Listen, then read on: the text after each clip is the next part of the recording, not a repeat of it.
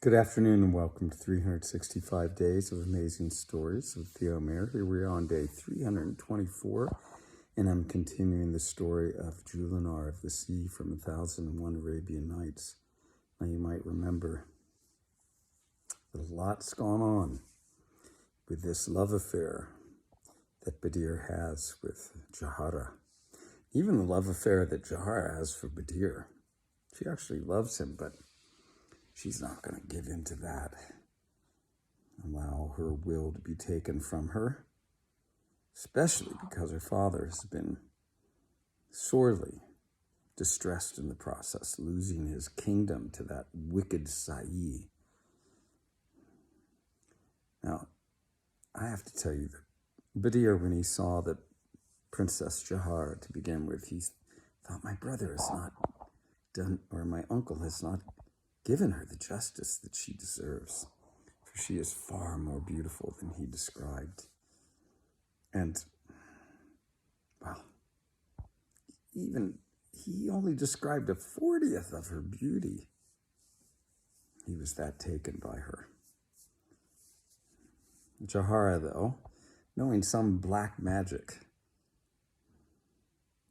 embraced him, spoke some words that Badir could not understand, spat in his face, and then willed him to lose his human form and become a bird with beautiful white feathers and a red bill and beak and red feet. Now, so happens that Jahara had a maid with her when she was up in the tree. And she called the maid to come down. The maid came down and she said, take this bird to the island of Thirst and there leave him. I would kill him now, she said, if I did not fear for my father. She knew that if she killed Badir, that likely Saeed would then take vengeance on her father and kill him. So the maid agreed, and off she went with Badir in the form of a bird to the island of Thirst, of course, where there's no food to eat or water to drink because it's just a desert island, dry, nothing growing.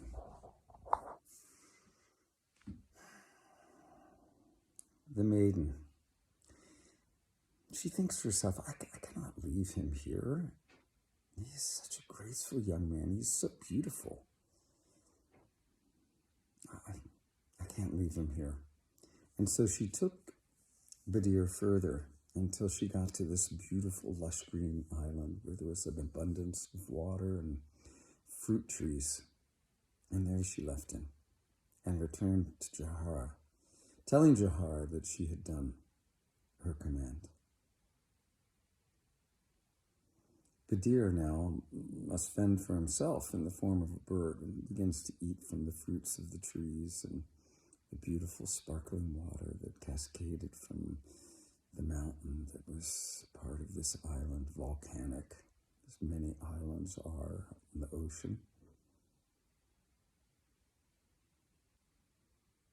And it so happens that there was a bird catcher that frequented that island. He would catch birds and bring them to the mainland to sell. Now, he had come by boat, and he was patrolling through the island, casting his net here and there, caging birds, bring back to the mainland, some for food, some for pets. And he spied this beautiful white feathered bird with red beak and feet, and he thought to himself, this is indeed a beautiful bird, one fit for a king. The bird did not seem very adept at being a bird, and was no problem to catch. He caged it carefully in a large cage, put it into his boat, for he felt that there was nothing more to catch in this day. He had caught the best he could. And off he went. with this bird in the boat, returning to the mainland where he would try to sell what he had caught.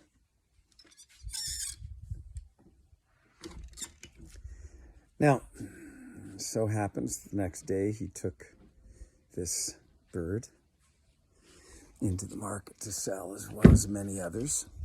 And one person came by and said, "How much for the bird?" And the bird catcher said, "Well, what do you intend to do with it?" And the guy said, "Well, I intend to eat it. What would you do with it?" He said, "You would eat this bird? There's none other like it. How could you think of such a thing?" "Well, you're foolish not to think of such a thing," said the man who wanted to buy it. The bird catcher, he was not to be persuaded to sell this bird to someone who was going to eat it. And so he said, "I will take this to the king. And if he does not want it, I will find somebody that does want it as a pet. For I have never seen a bird so beautiful as this." And so with that, the bird catcher, he stopped for the day. And he thought, we will see what happens. And he took the cage with the white bird in it and made his way to the palace of the king that ruled over that land. Some servants led him into the king's chamber, and the king, who was not there in the moment, came in a short amount of time, hearing that this bird catcher had brought him an incredible species. And when he came and looked at this bird, he thought to himself, "I have never seen anything like it. My daughter will certainly love to have this perched in her room," for he loved his daughter very much and thought that some thing of beauty like this would brighten her days. And so he asked what the price was. And of course the bird catcher said, "For you, sire, there is no price. It is a gift from me to you, as is only appropriate."